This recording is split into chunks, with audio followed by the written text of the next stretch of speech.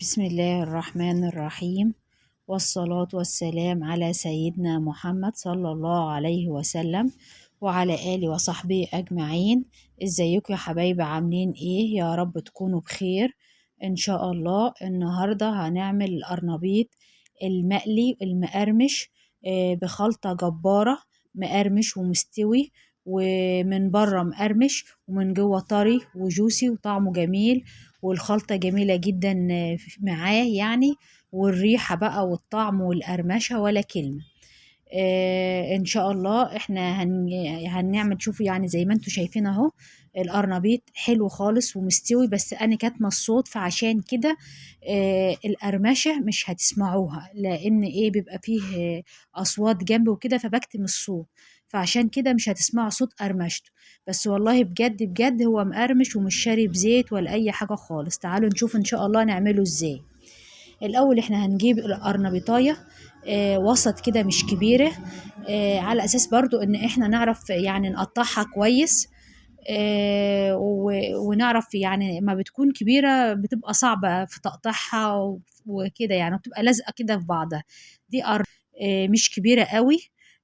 هنقطعها واحنا بنقطعها كده وبنظبطها، وبننضف حوالين العنق بتاعه على اساس ما يبقاش جامد يعني. هنحط ميه تغلي على النار. هنجيب دلوقتي القرنبيطه الزهره، مش هنخليها كبيره قوي، يعني وسط كده، لا هي كبيره ولا هي صغيره. واحنا زي ما انتم شايفين دلوقتي كده بالسكينه بنحاول ننظف كده حواليها، بيبقى في عروق، في حاجه عشان ما تبقاش اما نيجي نسلقها تبقى جامده. يعني بنحاول نظبط فيها، والكبيره كده يعني نخليها تبقى صغيره، ما نخليهاش كبيره قوي، على اساس برضو يعني تبقى كويسة، نعرف نمسكها، نعرف ناكلها، نعرف نحمرها. فانتوا شايفين كده احنا بنظبط دلوقتي القرنبيطة، واحنا بنظبطها كده حتى مية تغلي على النار، على اساس لما نخلص على طول نحطه في المية ما ياخدش مننا وقت. وطبعا القرنبيطة ديت هتبقى يعني كبيرة، مش هنعملها كلها، هنعمل النهاردة نص، يعني النص هنقليه ونحمره، والنص التاني هنخليه بقى نبقى نقليه ونعمله بصلصة. النهاردة إن شاء الله هنعمل الطريقة اللي هي المقلي، بعد كده بقى لما نعمله بصلصة جنب بقى مثلا فراخ جنب لحمة كده، كتغيير يعني على أساس ما نزهقش منه يعني. فدلوقتي كده احنا ايه ظبطناه ونضفناه خالص، وطبعا قبل ما بنحطه في المية بنغسله ونظبطه برضو. دلوقتي المية هي بتغلي، هنحط فيها قيمة معلقة كبيرة ملح، انا حطيت معلقتين صغيرين كده، قيمة معلقة كبيرة ملح ومعلقة كمون. الكمون طبعا ما بيخليش طبعا له اي ريحة ولا اي حاجة خالص. وبعدين المية بتغلي بنقوم نازلين بنص القرنبيطة، هنحمل نصها بس النهاردة، والنص التاني زي ما قلت لكم هنعمله بصلصة جنب لحمة أو جنب فراخ. ودلوقتي بعد ما المية بتغلي وبمجرد ما بتسقطيه بيقعد بس من 7 ل10 دقايق كده مش أكتر. ولو انت يعني حطيتي صباعك فيه كده ولقيتيه ان هو استوى ممكن تنزليه قبل كده كمان. وهو لما بيخرج على فكرة حتى لو مش مستوي قوي بيكمل سواه من السخونية اللي هو فيها دي، بيبدأ يستوي. لقيتيه مستوي قوي وخايفة ان هو يعني كل ما يقعد هيستوي اكتر، حطيه في مية بتلج او مية ساقعة عشان توقف عملية السوى.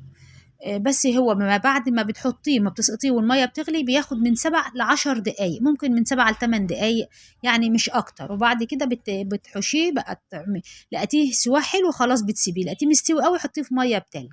وبعدين دلوقتي هنجيب في حدود كوبايتين دقيق، هننزل عليهم بمعلقه ملح ومعلقه فلفل اسود ومعلقه كمون ومعلقه كزبره. دلوقتي ومعلقتين كبار نشا، يبقى معلقه ملح ومعلقه فلفل اسود ومعلقه كمون ومعلقه كزبره. وبعدين هننزل بمعلقتين كبار نشا، وهننزل كمان بربع معلقه صغيره كربوناتو، ما احناش هنحط بيكنج باودر. مش هنحط بيكنج باودر ليه؟ لان البيكنج باودر هو بينفشه وبخليه خفيف وهش وجميل، بس بيشرب زيت كتير. فبدل ما نحط بيكنج باودر ويشرب زيت مننا، لا احنا هنحط كربونات. هي بتدي نفس النتيجة بس ما بتخليهوش يشرب زيت بالكمية اللي البيكنج باودر بيخليه يشرب. وبعدين هناخد نص كمية الدقيق، احنا حاطين كوبايتين وتبلناه بملح وفلفل وكمون وكزبرة، وحطينا معلقتين كبار نشا وربع معلقة كربونات. وبعدين دلوقتي بقى نركنه على جنب. هنجيب الكبة هننزل فيها بنص حزمة كزبرة ونص حزمة شبت وبصلاية خضراء وثلاث فصوص توم. هنضربهم كويس في الكب. على فكرة يا جماعة البصلاية الخضراء دي بتديله طعم ونكهة جميلة جدا، جربوها. يعني هنحط نص حزمة كزبرة ونص حزمة شبت وثلاث فصوص توم وبصلايه خضراء، نضربهم كويس في الكبه لما ينعموا زي ما انتم شايفينهم كده. وبعدين هنحطه فوق الدقيق ونحط فوق الدقيق بيضه. يبقى اللي هنحطها حطينا الاول بيضايه فوق الدقيق. والدقيق طبعا زي ما انتم عارفين ان هو متبهر عليه الملح والفلفل والكمون والكزبره الناشفه وعليه كربوناته وعليه نشا. هننزل عليه بيضه واحده بس تكون بدرجه حراره الغرفه.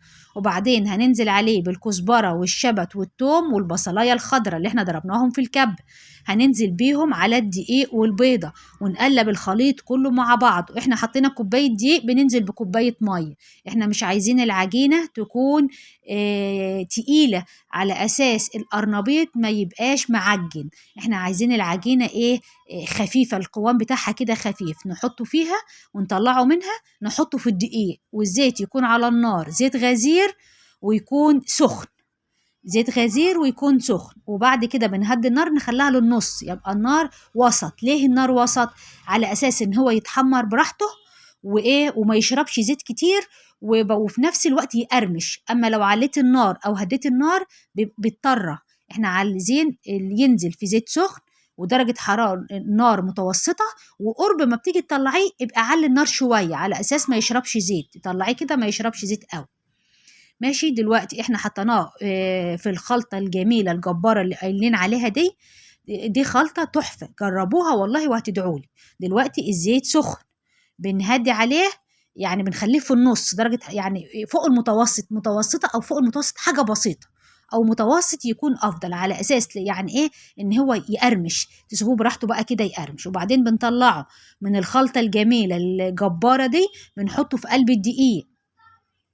ومنخليش الدقيق يبقى يعني دقيق بس، مش يعني يا دوبك بس نحطه فيه كده في الدقيق، وما نخليهوش يمسك فيه قوي زي ما بتعملي في كنتاكي كده، على اساس ان هو يعمل تعريجات كده ويكون مقرمش. بنحطه في الدقيق ونطلعه نحطه ننفضه كده ونحطه في الزيت لما تنفضيه، على اساس برضو يعمل تعريجات ويبقى مقرمش وجميل. شوفوا زي ما انتوا شايفين والله طالع بجد تحفة. الريحة جميلة.